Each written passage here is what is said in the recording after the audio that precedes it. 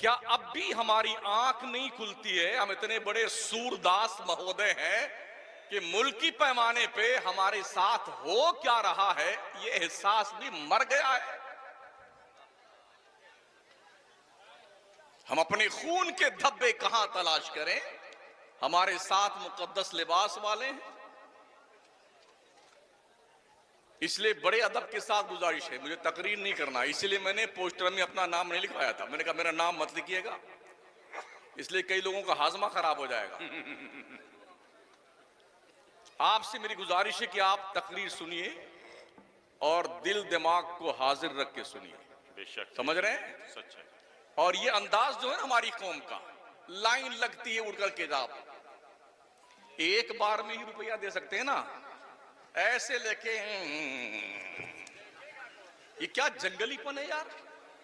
یہ بدعت سیاح پاکستان سے ہمارے ہندوستان میں تشریف لائی ہے۔ سچ ہے، صحیح ہے۔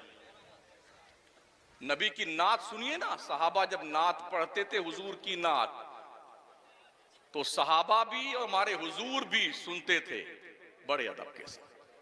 سر جھکا لیجیے، آپ کے نبی کی نعت پڑھی جا رہی ہوتی ہے تو بڑا دکھ مجھے ہوتا ہے کہ نعت پڑھتے پڑھتے کسی سینٹ کا نام لیا جاتا ہے، کسی کمیٹی کے صدر کا نام لیا جاتا ہے۔ اگر ایم ایل اے صاحب، ہم نبی کو خوش کرنے کے لیے نعت پڑھ رہے ہیں یا سینٹ ساہوکار کو خوش کرنے کے لیے یار؟ ہیں کتنی عجیب کنڈیشن ہماری ہے۔ اور آپ بھی بالکل یا ہوم اٹھے کودے پھاندے چلے آ رہے ہیں۔ یہ نبی کی بزم ہے، بزم۔ بے شک سچ ہے، ادب سے بیٹھی، ادب سے، یہاں فرشتے بھی پر مارتے ہوئے ڈرتے ہیں یہاں پر۔ سچ ہے۔ اور ہم ہلڑ بازی، ہمارے سارے جلسے، میں پورے ملک میں جاتا ہوں، ہمارے سنیوں کے سارے جلسے ہلڑ بازی کے شکار ہیں۔ سچ ہے۔ افسوس یہ ہے کہ یہ ہماری برادری جو ہے نا، اس ہلڑ بازی پہ سبحان اللہ سبحان اللہ زندہ باد زندہ باد، اتنا کوٹے جاؤ گے نا مولانا لوگ، سن لو کان کھول کے، اتنا مارے جاؤ گے بھیجا باہر آ جائے گا۔ یہ دھیان رکھنا، یہ قوم تو نہیں جانتی ہے، آپ کو تو پتا ہے کہ آپ کو کہاں بولنا اور کہاں نہیں بولنا ہے۔ صحیح ہے۔ مرنے کے بعد سب سے کڑا حساب مولویوں کا ہوگا، سب سے کڑا حساب۔ اس لیے اپنے اپنے عاقبت کی فکر کیجئے۔ بڑی مشکل سے تاریخ ملتی ہے ایسے خطبہ کی بے شک سچ ہے۔ جن کی گفتگو کا ایک ایک جملہ ہمارے لیے حرز جان کی حیثیت رکھتا ہے۔ بے شک سچ ہے۔ بے شک بے شک۔ سمجھ رہے ہیں؟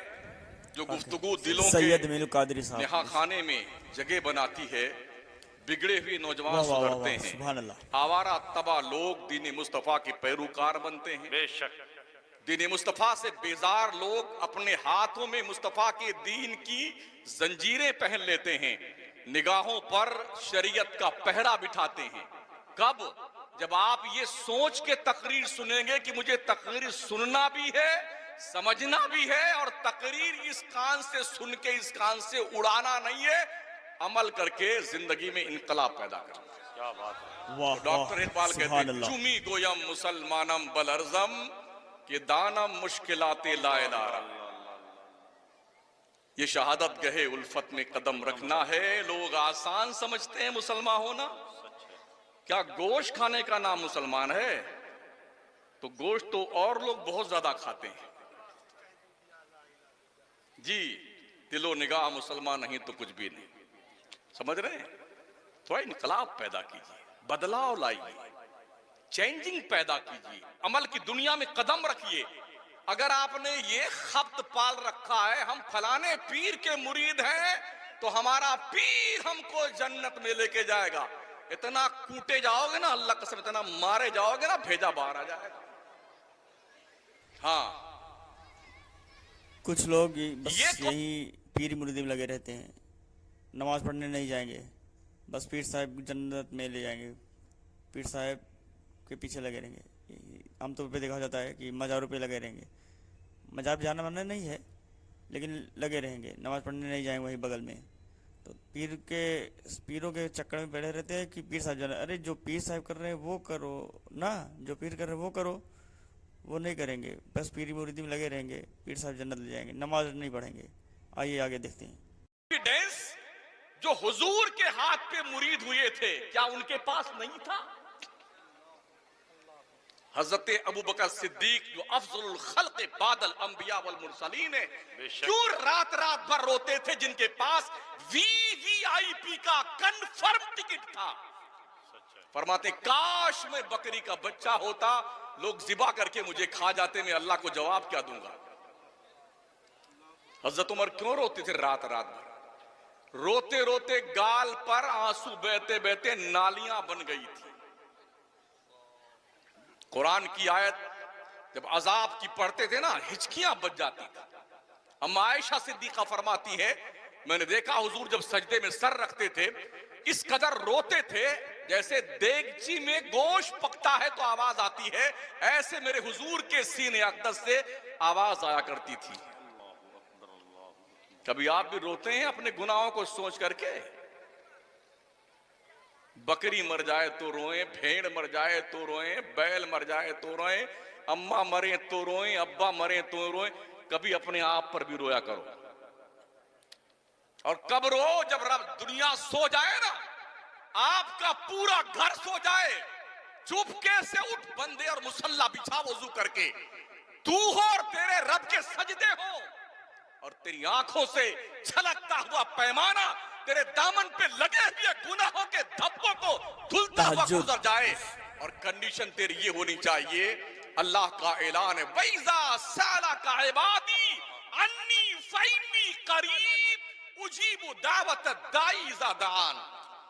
مصطفیٰ جب میرے بندے تجھ سے پوچھنے آئیں اللہ کہاں ہے، ان سے کہہ دینا میں اپنے بندوں کے بہت زیادہ قریب ہوں، جب میرا بندہ مجھے بلاتا ہے تو میں اس کی آواز سنتا ہوں، دعائیں قبول کرتا ہوں۔ بے شک بے شک سبحان اللہ کبھی سبحان اللہ۔ اکیلے میں سوچئے اور دن بھر کے کریا کرم کا حساب کتاب کیجئے، کتنے جھوٹ بولے ہو، کتنا مکاری کری ہے دن بھر میں، کتنی غیبتیں کری ہیں، کتنی ذہنی عیاشی مبتلا ہوئی ہیں۔ سوتے وقت اسے جوڑ کے سویا کرو تاکہ تمہیں احساس ہو کہ تم نے دن بھر میں جرم کتنا کیا ہے اور نیکیاں کتنی کی ہیں۔ کیا بات رہی، سچ ہے۔ اگر پھر بھی ہمارا ضمیر نہیں جاگتا ہے تو میں یہ سمجھتا ہوں جگایا اس سے جاتا ہے جو سو جاتا ہے، جو مر جاتا ہے اسے قبرستان پہنچایا جاتا ہے۔ بالکل صحیح، جگہ اس سے جاتا ہے جو زندہ ہو۔ زندہ ہو کا مطلب کہ اتنا تقریر ہو رہا ہے، اتنا بیان کانفرنس ہو رہا ہے سنیوں کے، لیکن وہی حال ہے ہم لوگوں کے۔ ہلڑ بازی میں تو ہم لوگ آگے ہیں لیکن نماز میں پیچھے ہیں۔